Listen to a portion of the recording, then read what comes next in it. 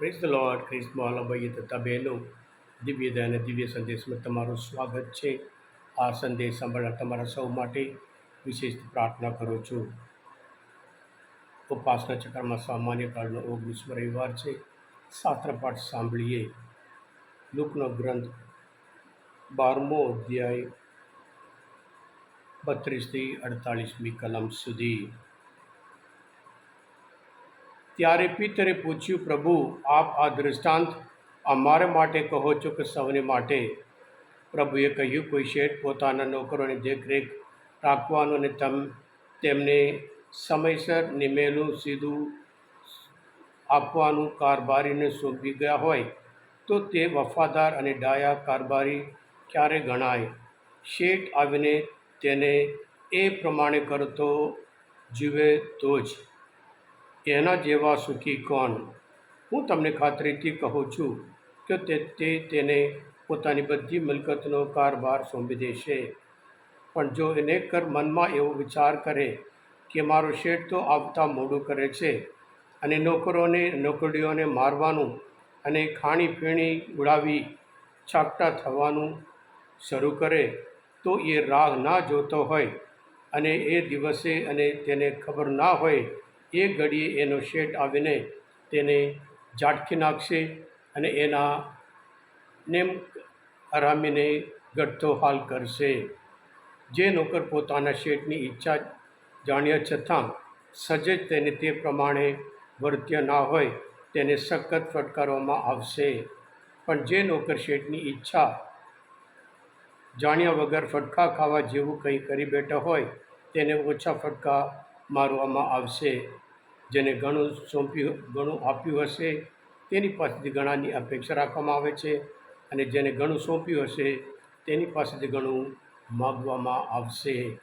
આ પ્રભુની વાણી છે, તે આપણો આધાર છે.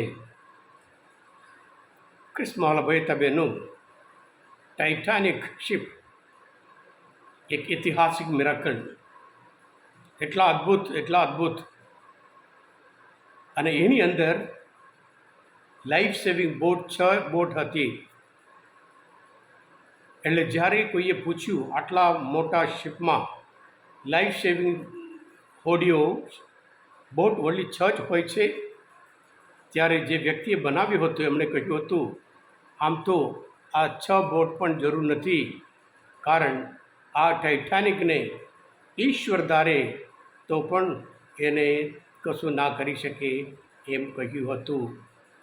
પણ બન્યું એવું, 1912મા વર્ષમાં એપ્રિલ 14મી તારીખે 1400 પેસેન્જર લઈને ત્યાં આગળ જતા હતા અને પછી અચાનક ત્યાં એક રોક આવ્યું અને એમાં એ શિપ અથડાઈને બધા ટુકડા થઈ ગયા.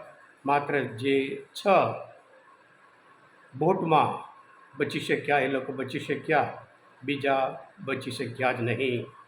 એનું કારણ, જે શિપના જે વાહન ચલાવતા હતા એ વ્યક્તિ જે ફોન આવ્યો હતો એને ધ્યાન આપ્યું નહીં. 3 મિનિટ સુધી સલંગ ફોન વાગતો હતો કે ડાયરેક્શન ચેન્જ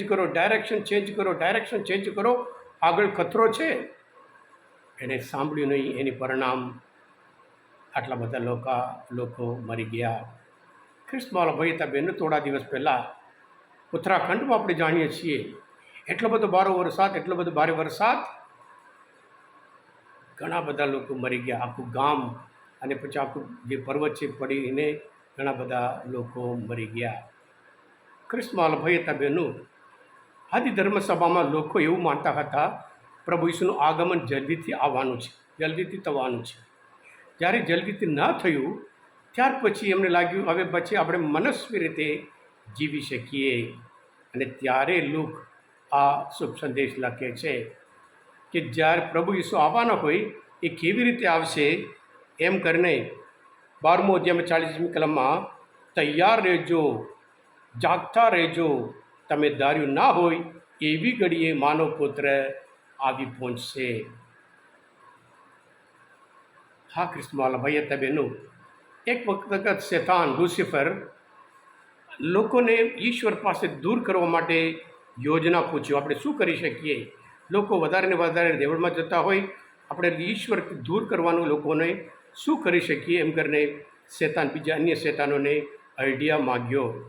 અને ત્યારે એક શેતાને કહ્યું, એમ કરીશું ઈશ્વર તો છે જ નહીં, આપણે તો ખાઈએ પીએ મજા કરીએ એમ કરીને કહીએ તો પછી લોકો નહીં માને, એમ કરીને મજામાં પડશે એમ કરીને સૂચના આપી. ત્યારે લુસિફરે કીધું, ના ના ના, એ તો લોકો માનો નહીં, લોકોને તો ખબર છે કે ઈશ્વર તો છે એમ કરીને. હવે બીજા કીધું, તું બોલ, તારું આઈડિયા શું છે એમ કરીને. ત્યારે એણે કીધું, કોઈ નરક તો છે જ નહીં, એટલે ખાઓ પીઓ મજા કરો, આપણે કશું થવાનું નહીં, આ દુનિયામાં આપણે રહીએ અને મજા કરવાનું છે એમ કરીને કહો. લુસિફર એના માટે પણ કીધું, નહીં, લોકોને તો ખબર છે નરક તો છે જ એમ કરીને, તારી વાત પણ કોઈ માને નહીં. પછી ત્રીજો શેતાને કહ્યું હતું, તે આ જે ઈશ્વરના મૂલ્ય, ઈશ્વરનું રાજ્ય, એ બધું આપણે પછીથી જોઈશું. અત્યારે તો આ જમાનામાં આપણે જીવીએ ત્યારે પૈસાની જોઈએ, સુવિધાની જોઈએ, જાત જાતના જે જોઈએ, હોદ્દો જોઈએ, એના ઉપર વધારે આપણે ધ્યાન આપવાનું કહીશું, જેથી કરી તેઓ હવે પછીના જીવન વિશે લોકો ભૂલી જશે. આ દુનિયામાં પૈસા કમાવા માટે હોય, સુવિધા વધારવા માટે હોય, આગળ જવા માટે હોય, અને હરીફાઈ ઊભું કરીને એ પ્રમાણે લોકો જીવશે. ઈશ્વરને ધીરે ધીરે એ લોકો ભૂલી જશે. હા કિસ્માવાલા ભાઈ હતા બહેનો, આવી રીતે આજના શુભ સંદેશ દ્વારા પ્રભુ ઈસુ આપણા માટે એક અદ્ભુત સંદેશ આપે છે કે દુનિયાનો અંત તો છે ખરું, અલગ અલગ રીતે ઈશ્વર આપણી સાથે વાત કરે છે.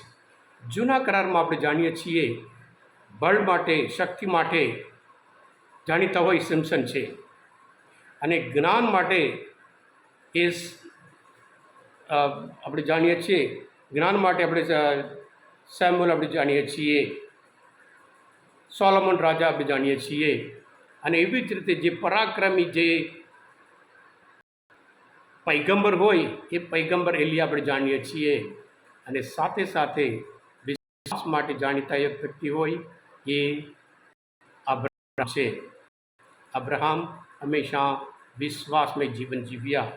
વિશ્વાસ એટલે શું છે એમ કરીને આજના બીજા શાસ્ત્રપાઠમાં કહેવામાં આવે છે, શ્રદ્ધા એટલે જેની આપણે આશા રાખીએ છીએ, ખાતરી જે નજરે જોયું નથી એ પુરાવો. એટલે કૃષ્ણ આજના શુભ સંદેશ દ્વારા જે લોકો જાગતા રહે અને તૈયાર રહે એ પ્રમાણે જે બે પ્રકારના નોકરો છે, શેઠ જવાબદારી સોંપી દીધી છે. એક જણ એને કર્તવ્ય બરાબર કરે છે, અને પ્રભુ કહે છે જ્યારે શેઠ આવીને જુએ એનું કર્તવ્ય નિભાવતા હોય એના જેવા સુખી કોણ. અને બીજા એને જવાબદાર આપી હતી, એને લાગે છે મારા શેઠ તો આવતા લેટ થશે, બસ ખાવાનું પીવાનું મજા કરવાનું, બીજાને મારવાનું, એ દુઃખી થવાનું છે. ક્રિસ્માલ ભાઈ હતા બહેનો, આજના શાસ્ત્રપાઠ આપણને બહુ અદ્ભુત તક આપે છે વિશ્વાસમય જીવન જીવવા, અને સાથે સાથે પ્રભુ ઈસુ તો પધારવાના છે. માત્યના ગ્રંથમાં 24મો અધ્યાયમાં 42 કલમમાં પ્રભુ કહે છે, એટલે જાગતા રહેજો, કારણ તમે પ્રભુએ કયા દિવસે પધારવા છે એની તમને ખબર નથી.